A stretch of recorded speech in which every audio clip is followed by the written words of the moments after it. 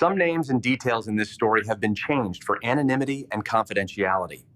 Not all photographs are from the actual scene. The Grand Canyon National Park hides many secrets in its stone labyrinths, but none of them is as chilling as the case of Leo Roberts. The 28-year-old talented landscape photographer went on one of the most dangerous routes in the park and disappeared without a trace. 2 years later, a chance discovery in an isolated gorge made even the most experienced Federal Bureau of Investigation agents shudder. In an abandoned tent, hidden from public view, they found not a body, but only an ordinary glass jar with gruesome contents.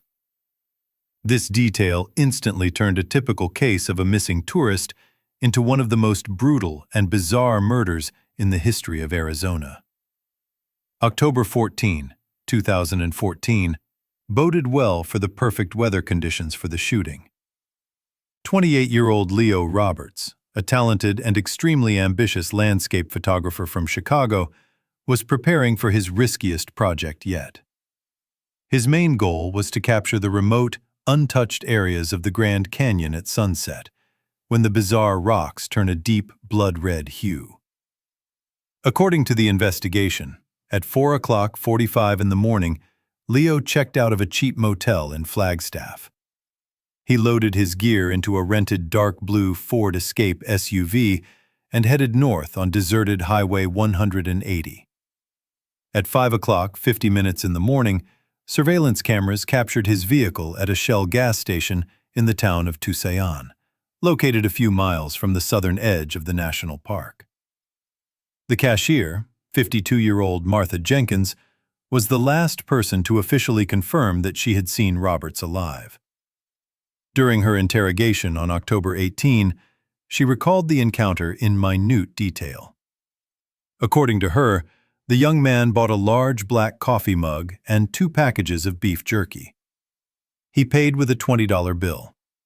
He seemed extremely focused, constantly checking his printed topographic map, Martha Jenkins said in a transcript of her testimony. He asked me if the dirt access roads to the eastern part of the park had been washed away after the recent rains. I told him it was always very dangerous there, but he just smiled and said he was looking for places where no ordinary tourist had ever set foot. At 6:35 in the morning, the Ford Escape pulled into an empty parking lot near the Lipan Point viewpoint. This is where the Tanner Trail, one of the Grand Canyon's toughest, steepest, and most uncontrolled routes, begins.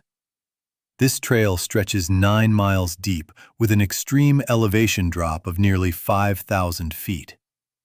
Official National Park Service guidebooks strongly discourage this trail for independent hiking. There is no source of drinking water along the route, and daytime temperatures can reach 90 degrees Fahrenheit at the bottom of the gorge even in October, while at night on the plateau they plummet to 40 degrees. Any mistake in navigation or loss of orientation in this area is almost guaranteed to be fatal. But Leo was not going to stick to the beaten path. His field diary, which the police would later find in the glove compartment of his locked car, clearly outlined his plan of action. The photographer intended to descend 4 miles down the main trail and then turn sharply east into a zone of absolute wilderness. He was interested in an isolated plateau that offered an ideal view of the Palisades Desert geological formation. According to investigators, the water and freeze-dried food in his massive 70-liter backpack should have been enough for 4 days of autonomous survival. His only companion was to be a heavy professional Nikon camera with several lenses and a metal tripod for long exposures. Roberts was supposed to return to civilization on October 18th. At 16 hours and 50 minutes, he missed his return flight to Chicago. When his phone kept switching all incoming calls to voicemail for the next 10 hours, his family immediately raised the alarm. On October 19th, at 6 o'clock in the morning, the Coconino County Police Department, together with experienced rangers, launched a large-scale search operation. More than 50 specialists gathered at the command center, ready for extreme conditions. The first 3 days of the intensive search took place under extreme nervous tension. 2 rescue helicopters methodically combed the eastern sector of the canyon from the air, hovering riskily over the most dangerous gorges. At the same time, 4 canine teams explored the loose slopes and rocky outcrops meter by meter. The air temperature continued to rise, critically exhausting the rescuers and search dogs. Ground teams checked every ledge, but the canyon remained eerily silent.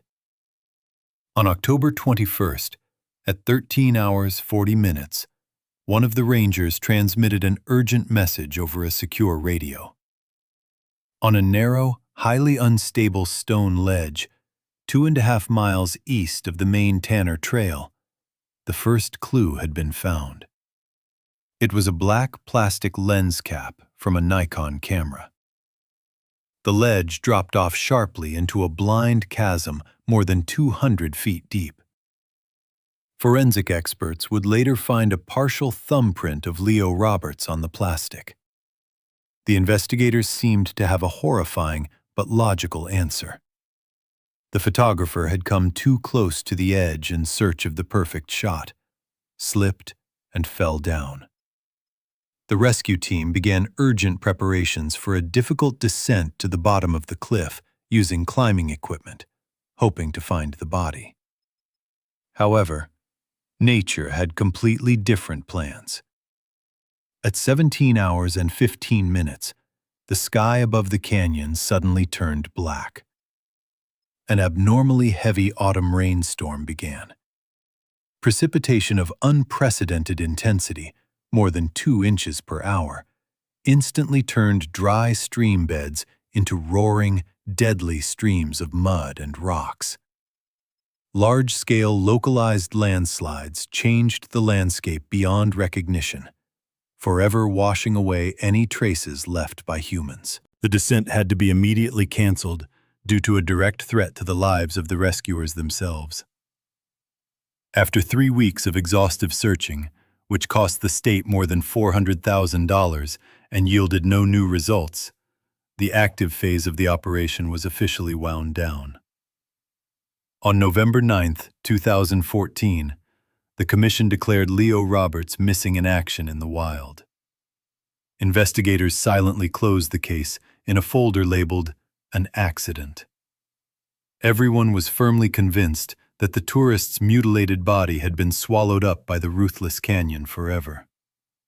The line of investigation was abruptly cut off, and the high-profile case gradually turned into another sad archival record.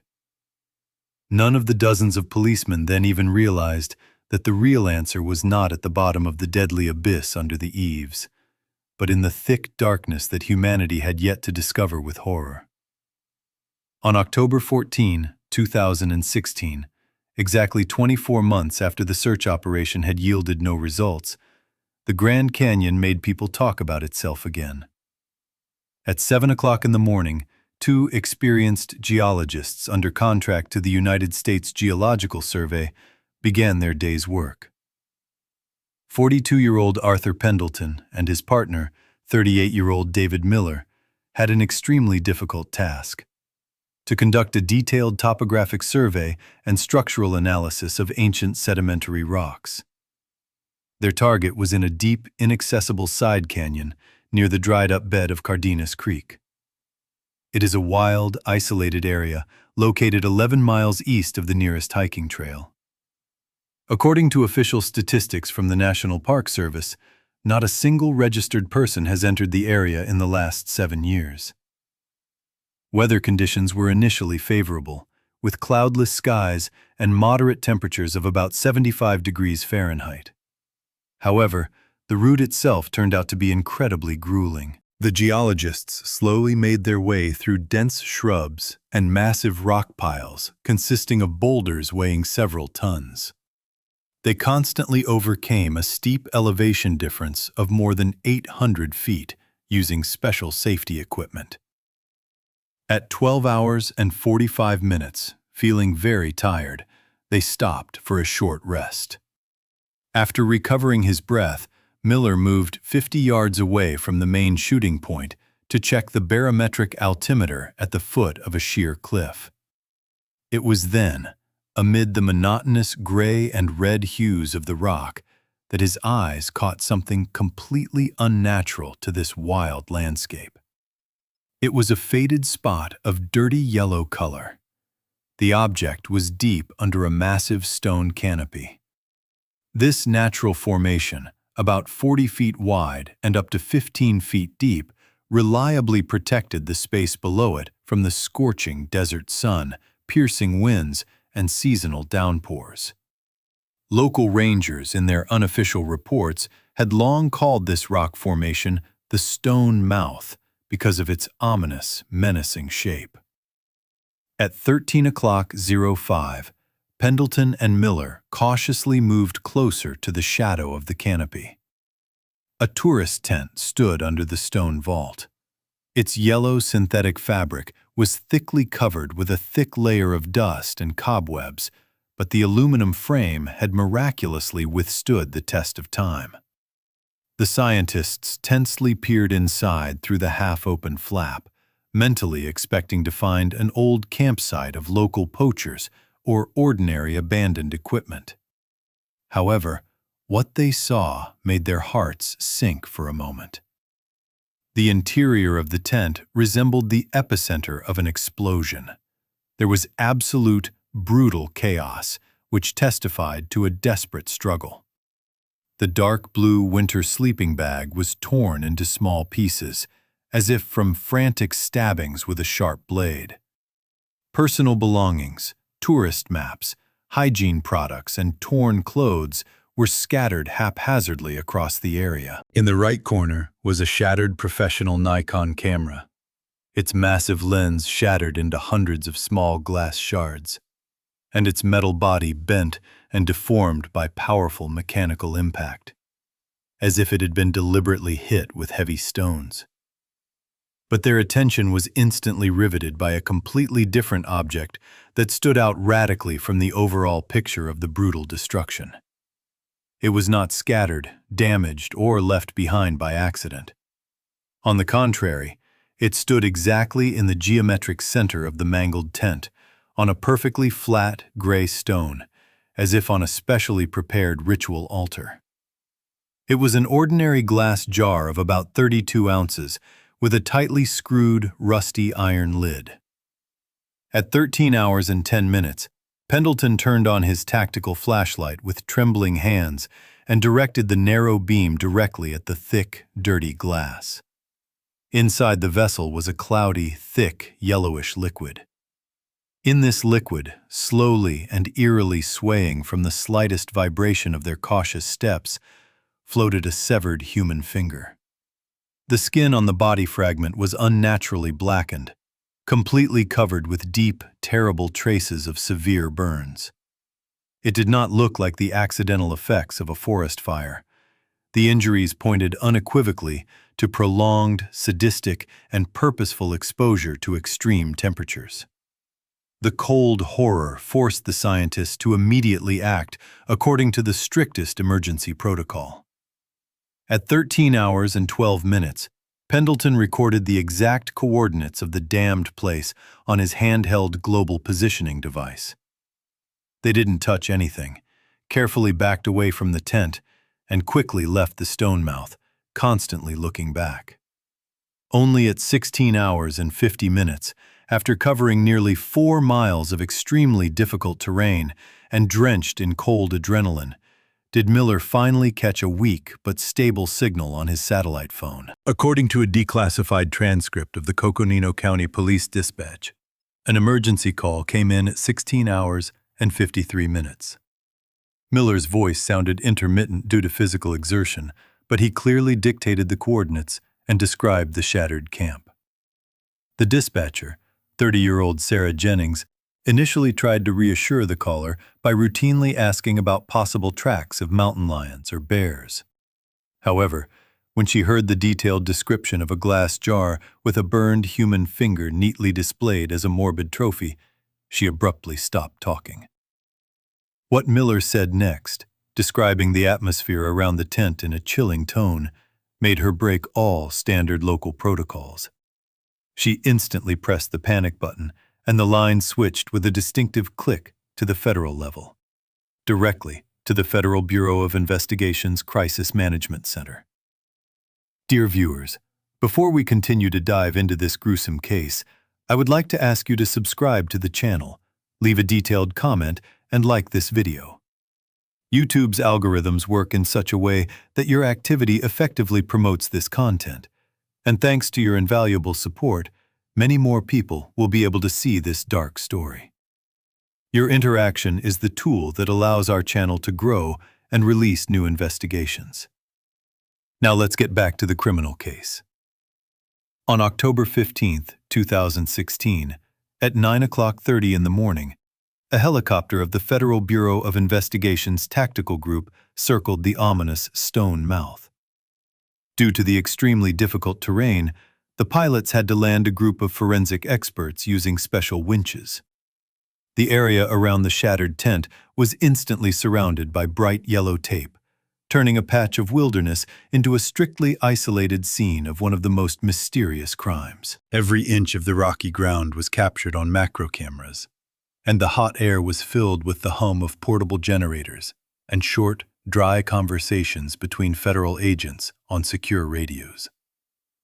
The main piece of evidence, a glass jar with gruesome contents, was carefully placed in a sealed thermal container and transported under heavy security to the Central Laboratory in Phoenix that evening.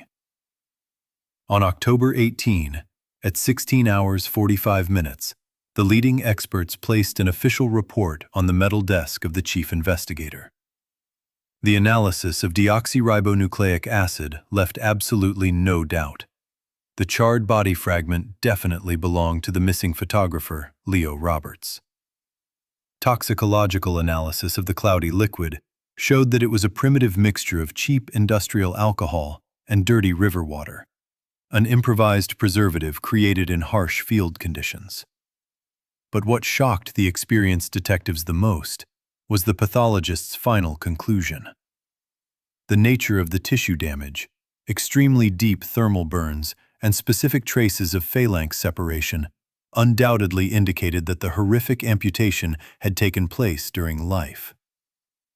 The absence of the body and such sadistic mutilations completely excluded the convenient version of a tragic accident or predator attack. It was a cold-blooded and carefully thought-out torture of a living person.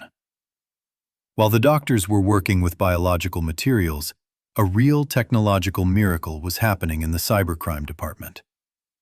On October 20th, at 25 o'clock, technicians managed to recover data from a broken memory card that had been removed with tweezers from a shattered Nikon camera.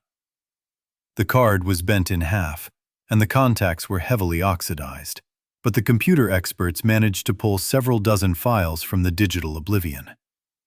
Most of the recovered images confirmed the bright purpose of Leo's journey. They captured the majestic landscapes of the endless Grand Canyon, bathed in the crimson light of the setting sun. The photographer really spent hours doing what he came to this desert for.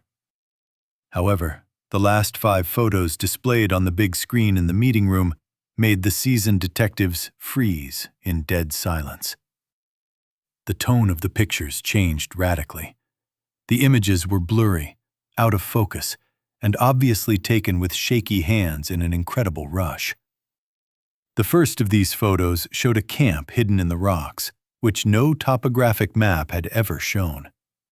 A stretched gray camouflage tarpaulin, heavy wooden boxes with supplies, and black plastic barrels were clearly visible.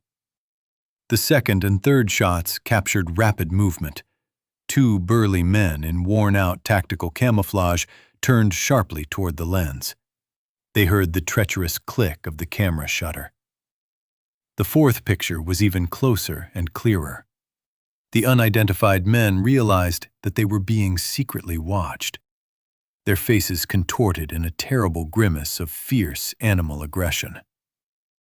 And the last, final photograph was the last thing Leo Roberts saw before his world turned into a living hell. In this dark, blurry shot, The lens captured men running inexorably toward the defenseless photographer. In their tightly clenched hands, the cold steel of firearms was clearly visible, and on the open forearm of one of the attackers, the camera managed to snatch a dark, blurry pattern that was about to turn the whole course of this seemingly hopeless investigation around. On October 21st, 2016, at 8 o'clock in the morning, an unprecedented analytical effort began in the high-tech laboratory at the Federal Bureau of Investigation headquarters in Phoenix. Digital forensics specialists focused all resources on the last 5 frames that had been miraculously recovered from the shattered Nikon camera. The main task was to identify the 2 unidentified men in worn camouflage who were purposefully rushing at the defenseless Leo Roberts. However, facial recognition programs proved to be completely powerless. Due to the frantic movement at the time of the extreme shooting, poor natural light, and deep shadows from the massive rocky canopies, the attackers' faces turned into indistinguishable blurred pixel spots. The automated system instantly produced a 0% match to the National Criminal Database. The investigation seemed to be at a dead end once again. But at 14 hours and 30 minutes, one of the senior analysts took a closer look at the 4th frame. With maximum optical magnification and sophisticated sharpening algorithms applied for a long time, a clear, dark outline appeared on the right forearm of the man holding the firearm. It was a specific, detailed prison tattoo. The image was immediately sent to the Organized Crime Unit for a detailed cross-check against closed databases of violent street gangs and prison syndicates in the southwestern United States. Meanwhile, in an adjacent sterile wing of the lab, another group of experienced forensic scientists conjured up the most chilling piece of evidence of all.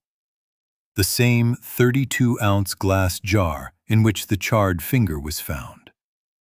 After the biological material was carefully removed for genetic testing, experts placed the empty jar in a vacuum chamber with the sole purpose of detecting hidden fingerprints.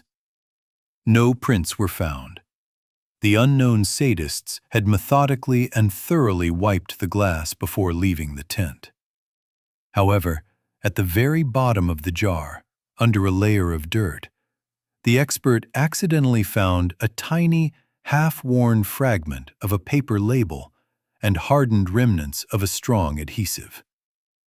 With the help of multispectral infrared scanning and the use of chemicals, at 18 hours and 15 minutes, the experts managed to recover a significant part of the text. It turned out to be a brand of Kraft farm jam made from wild blackberries, which was produced in small batches and never supplied to large supermarket chains. It was legally sold only in a few small local stores in Arizona. On October 23rd, undercover agents began a methodical, grueling round of these designated outlets. The trail quickly led them to an inconspicuous grocery store, Echoes of Canyon, conveniently located on a quiet street in Flagstaff. Frightened by the unexpected visit, the manager gave the detectives full access to the digital transaction archives. The task was enormous. They had to manually check thousands of electronic checks for the entire period from August to November of 2014. On October 25th, at 9:45 in the morning, the police analytical program produced the long-awaited anomaly. In September and October of 2014, an unknown person systematically, exactly once every 2 weeks, bought blackberry jam in massive batches of 12 jars. Along with the jam, the unknown buyer each time took a huge amount of goods for long-term survival in the wild. Dozens of gallons of purified drinking water, freeze-dried tourist rations, portable batteries, first aid kits, and gas cylinders. All these large-scale purchases were paid for exclusively in cash. However, this cautious criminal made one critical mistake. By comparing the exact time of one of these purchases, October 10, 2014, at 16 hours and 20 minutes, With the footage from an outdoor camera in the parking lot of a neighboring pharmacy, the police obtained an image of an old Chevy pickup truck. The video clearly showed the license plate of a car registered in Nevada. The owner of this dirty pickup truck was a 45-year-old local resident of Flagstaff, whose name was well known to the city's police department. The man had a rich and violent criminal past. He had served several prison sentences for weapons smuggling and logistical support for cartels. He was a professional courier in the shadow world. On October 27th, the suspect was officially placed under round-the-clock surveillance. The detectives expected him to soon drive off-road into the depths of the canyon. But the subject behaved differently. On October 29th, at 20:45 minutes past 25, he got into a pickup truck and headed for an abandoned industrial area. He slowly pulled up to an old garage cooperative that was literally 200 yards from the Desert Rose housing complex. The man looked around anxiously, opened the rusty metal door of garage number 42, and began to quickly move massive boxes out of the back of the truck. It was an absolutely perfect moment for a quick power grab. At 25 o'clock and 55 minutes, the head of the operation radioed in the assault. 2 black armored vans with no sirens on immediately blocked the only exit. A dozen heavily armed fighters from the tactical unit burst into the garage, instantly blinding the suspect with powerful tactical flashlights. The man was roughly thrown to the cold concrete floor, and his hands were put in steel handcuffs. The garage turned out to be a real staging area. It was filled to the brim with illegal weapons, boxes of military rations, and detailed topographic maps of the Grand Canyon with hundreds of markings. When the senior agent picked the man up off the floor to formally read him his rights, the detainee laughed hysterically, and looking directly into the detective's eyes, said words that sent a chill down the officer's spines. On October 29, 2016, at 23 hours and 15 minutes, a heavy, oppressive atmosphere reigned in the interrogation room of the Federal Bureau of Investigation in Phoenix. Cold fluorescent lights shone mercilessly on the pale, sweat-streaked face of a 45-year-old smuggler in custody. 2 experienced investigators sat on the other side of the scratched metal table. At first, the suspect behaved as defiantly as possible, leaning back in a plastic chair and arrogantly demanding his lawyer. He was absolutely sure that he could only be charged with illegal possession of weapons and stolen property found during the recent raid on his old industrial garage. However, all ostentatious self-confidence instantly disappeared when the senior detective silently opened a cardboard folder and laid out color-glossy photographs on the table. The first clearly depicted a glass jar with a label of a familiar farmhouse jam. The second, a blurry, dynamic shot of 2 men in tactical camouflage, and the third, a detailed macro shot of a distinctive prison tattoo on the forearm of one of the attackers. When the federal investigator informed him in a slow, icy tone that these images directly linked him to the torture and first-degree murder in the national park, the detainee psychologically broke down. The prospect of life in solitary confinement made him panic and speak extremely fast.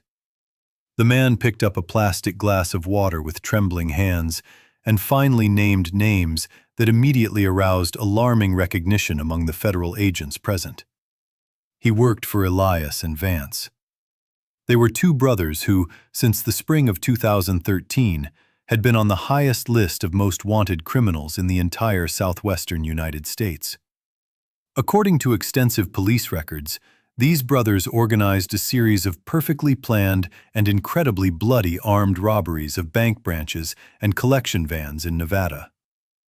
When the common ring of law enforcement began to rapidly close around them in early 2014, the brothers made a radical decision to disappear from the radar without a trace. These survival experts chose the most uncontrolled, isolated, and deadly part of the Grand Canyon for their safe hiding place. According to the official interrogation protocol, the detained liaison voluntarily agreed to act as the only thread that invisibly connected the dangerous fugitives with modern civilization. For a substantial cash payment, he became their shadow courier. The man described in detail a logistics scheme that completely excluded direct personal contacts. Exactly once a month, always on the 15th, under the cover of the dead of night, he would load the back of a pickup truck and drive along the rutted off-road roads to a long-abandoned copper mine. It was located at the very edge of the park boundaries, 15 miles from any tourist routes. A secret hiding place was set up in a half-filled adit. Into this dark cache, the courier methodically dumped massive plastic containers. Inside were dozens of gallons of drinking water, expensive prescription antibiotics, portable gas cylinders, hundreds of batteries, ammunition, and high-calorie military rations.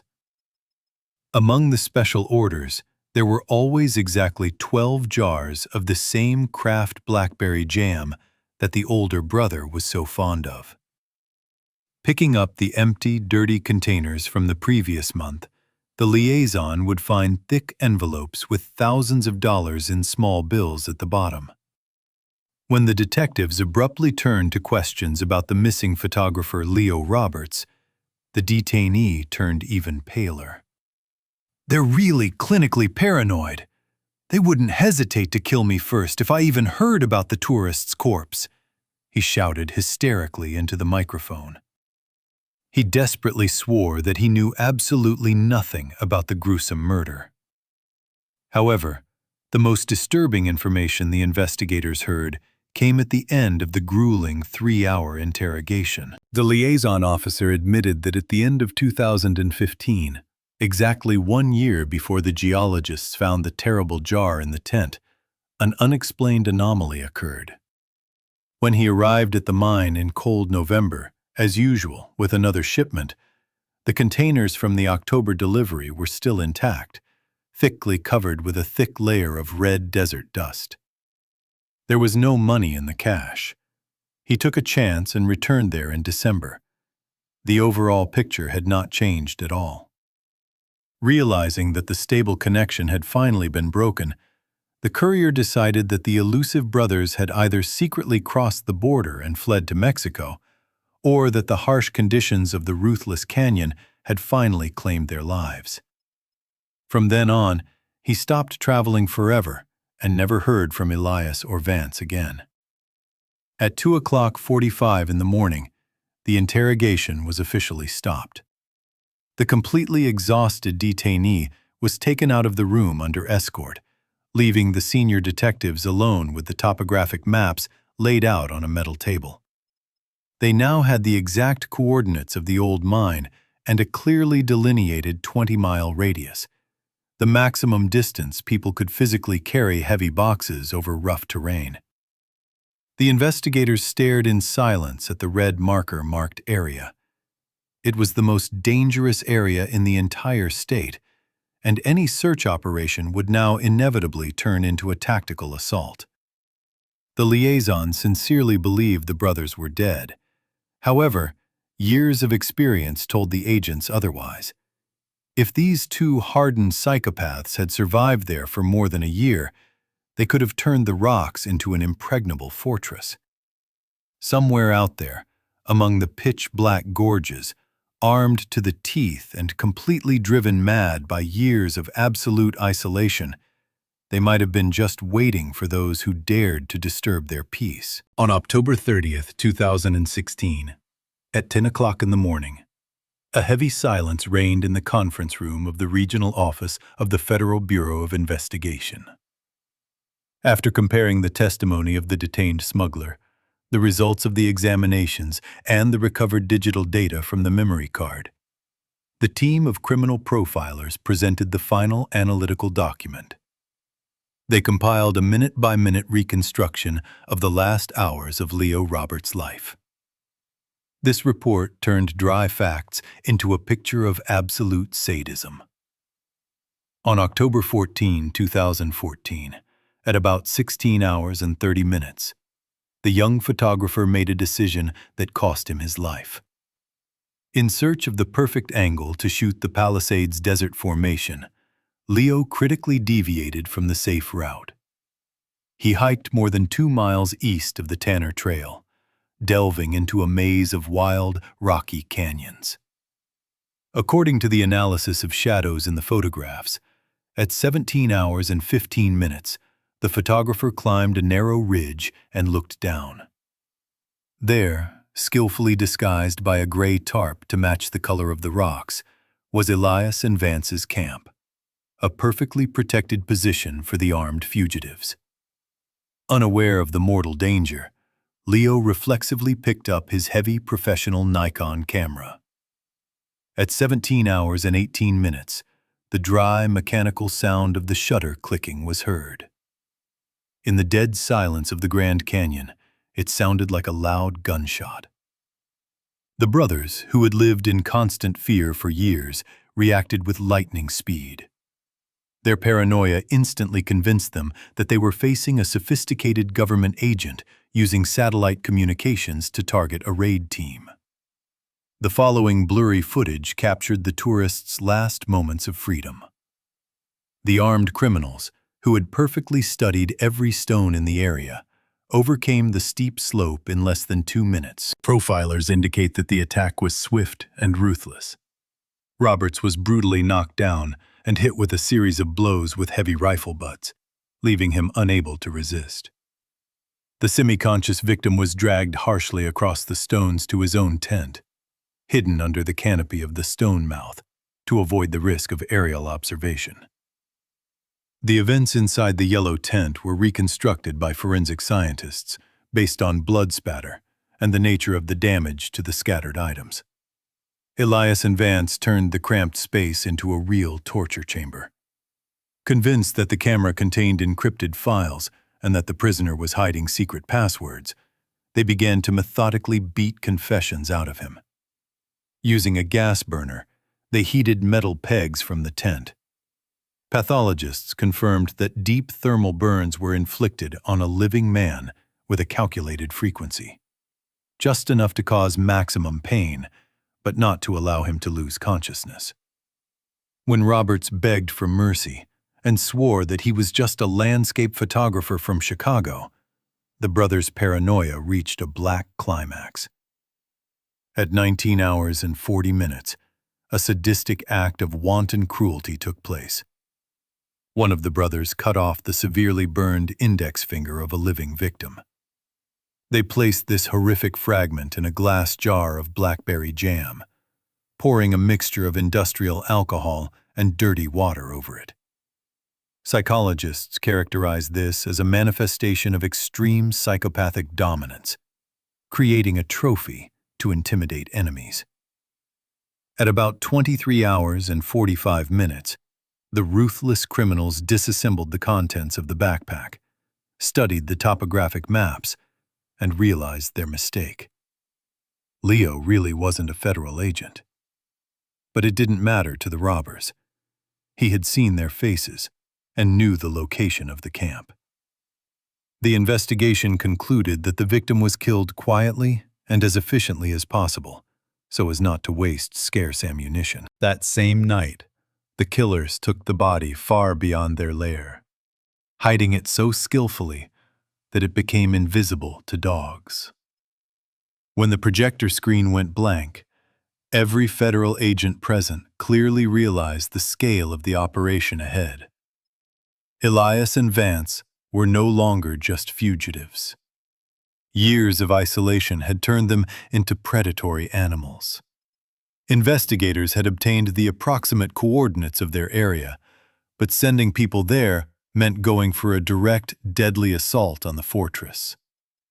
And the worst thing was that, accustomed to living in the eternal crosshairs of paranoia, the ruthless, murderous brothers had long been waiting for those who dared to disturb their peace. On November 1st, 2016, at 9 o'clock in the morning, the Federal Bureau of Investigation's crisis headquarters in Phoenix approved the final plan for an unprecedented tactical operation. Although the arrested courier sincerely believed that the fugitive brothers could have died of starvation or harsh conditions a year ago, the leadership categorically refused to risk the lives of their men. Years of absolute isolation in the wild and deep pathological paranoia turned Elias and Vance into extremely dangerous opponents with nothing left to lose. By comparing the angles of the sun's shadows in Leo Roberts' restored photographs with satellite maps, the analysts calculated the exact coordinates of an unnamed side gorge hidden deep in the labyrinths of the park's eastern sector. On November 4, 2016, at 5:30 in the morning, 3 heavy transport helicopters took off from the military base. They were carrying soldiers of an elite hostage rescue and tactical support unit. To avoid premature detection, the experienced pilots flew the vehicles at an extremely low altitude, completely turning off navigation lights and relying solely on night vision devices. At 6 hours and 15 minutes, the helicopters hovered silently over a flat, rocky plateau located exactly 400 feet above the calculated target. The task force immediately began a steep but completely silent descent down the sheer cliffs, using matte black climbing ropes. The air temperature was 40 degrees Fahrenheit, and the piercing morning wind threatened to tear the heavily armed men into a deep abyss. At 7 o'clock sharp, the first assault team reached a narrow ledge hanging directly over the camp. What the agents saw through the lenses of their rifle scopes finally confirmed the worst fears of the criminal psychologists. It was no longer a temporary tourist camp with a yellow tent. In 2 years, the brothers turned the rocky canopy into a real military fortress. The perimeter was densely lined with walls of heavy stones and sandbags, and the approaches to the shelter were crossed by dozens of thin, barely visible tripwires with homemade explosives. At 7:12, the morning sun began to slowly illuminate the canyon floor. Despite the tactical team's utmost caution, years of animal survival had sharpened the fugitives' instincts to a superhuman level. According to the official report of the squad leader, one of the brothers noticed a subtle glint on the slope or heard a slight rustling of gravel. Without even trying to see who exactly surrounded them, Elias and Vance instantly opened fire with their semi-automatic rifles. The silence of the ancient Grand Canyon was torn apart by deafening bursts of gunfire. The echo from the concrete hard walls amplified the sound many times over, turning the narrow gorge into a continuous acoustic cauldron. Bullets of 5.6 millimeter caliber crumbled the rock right above the heads of the federal agents, showering them with sharp stone shrapnel. The special forces were forced to take cover behind natural shelters and immediately returned fire in an attempt to suppress the enemy's firing points. The firefight lasted continuously for 12 longest minutes. The brothers acted in a surprisingly coordinated manner, moving quickly through the intricate trenches inside their fortress, making them almost inaccessible to direct frontal fire. However, at 7 hours and 25 minutes, Elias made his first and last fatal mistake. He climbed too high over a stone parapet while trying to throw a homemade grenade toward an assault group that was trying to outflank them from the right. These few seconds were enough time for the Federal Bureau of Investigation sniper, who had taken up a vantage point on the upper plateau in advance. He made one dry, heavy shot. The .308 caliber bullet hit the target, instantly ending the life of the older brother. As he saw his brother's body fall heavily to the muddy ground, Vance let out a wild, inhuman scream that drowned out even the incredible roar of gunfire. He released the rest of the magazine in a blind, animalistic rage. But moments later, he was shot in the right shoulder and hip. The weapon fell from his bloody hands with a clatter. The Special Forces soldiers quickly covered the last 20 yards, tore the old camouflage netting, and pinned the wounded man to the ground, fixing his hands tightly with steel handcuffs. The thick smell of burnt gunpowder, fresh blood, and old dirt hung heavy in the morning air. The medics immediately began emergency field stabilization of the detainee. He was rapidly losing blood, but the agents needed him alive at all costs. Only this psychopath knew exactly where the body of the missing Leo Roberts was hidden. When the senior investigator leaned over Vance, whose face was gray with unbearable pain, he expected to hear desperate curses or pitiful pleas for salvation. But instead, the wounded criminal slowly opened his eyes, looked at the camp that had been destroyed by years, and then turned an eerie, completely empty gaze on the agent. His chapped lips slowly stretched into a weak, frightening smile, and he whispered hoarsely, a phrase that made the investigator freeze and realize with deep horror that this tangled nightmare was far from over. On November 5, 2016, at 14 hours and 30 minutes, the final, most difficult interrogation in this unprecedented criminal case began in a special, closed intensive care unit at Flagstaff County Hospital. Vance, the only survivor of the two murderous brothers, lay in a hospital bed, firmly handcuffed to a metal frame with thick steel shackles. 3 senior agents of the Federal Bureau of Investigation stood around him, and 2 heavily armed guards were on duty at the heavy door. Deprived of his older brother's influence, seriously wounded, and finally cornered by the overwhelming evidence, Vance offered no psychological resistance.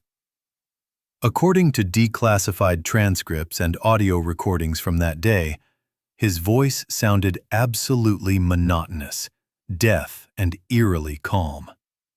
He described the last hours of Leo Roberts' life with cold, almost surgical precision, without showing the slightest bit of human remorse or basic compassion for a completely random victim during his lengthy story.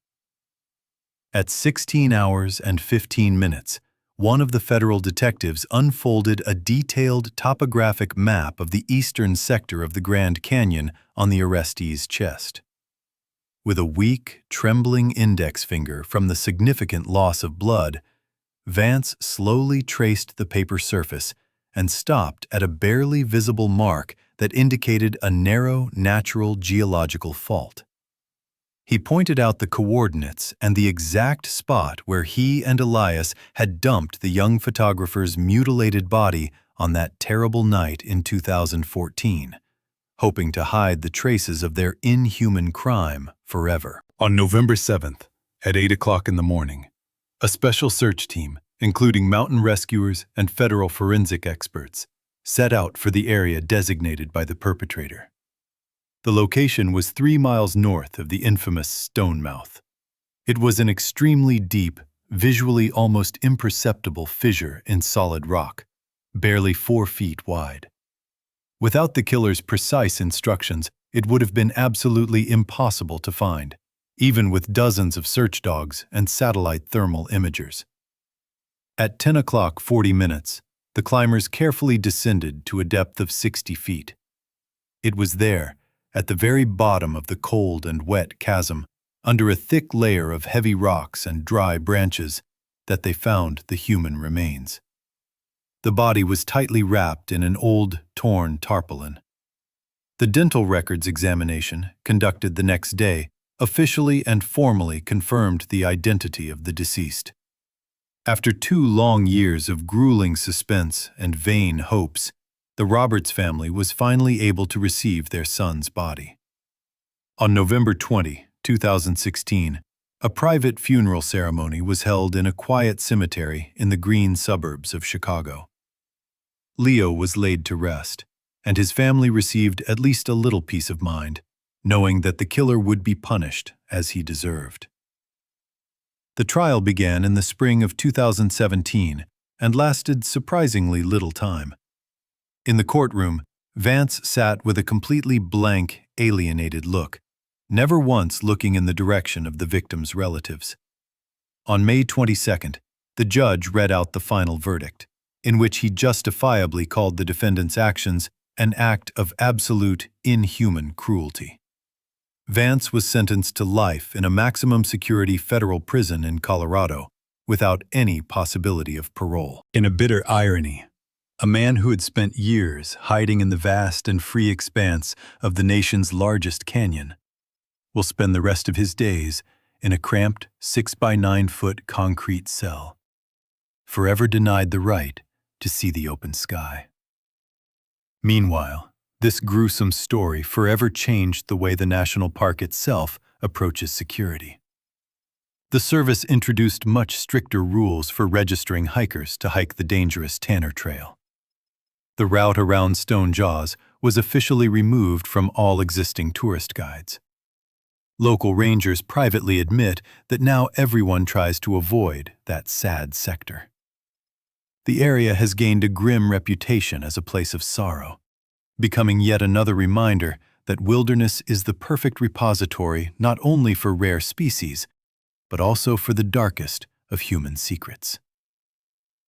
The enormous Grand Canyon continues to maintain an eternal silence, indifferently hiding in its deep shadows what should never be found.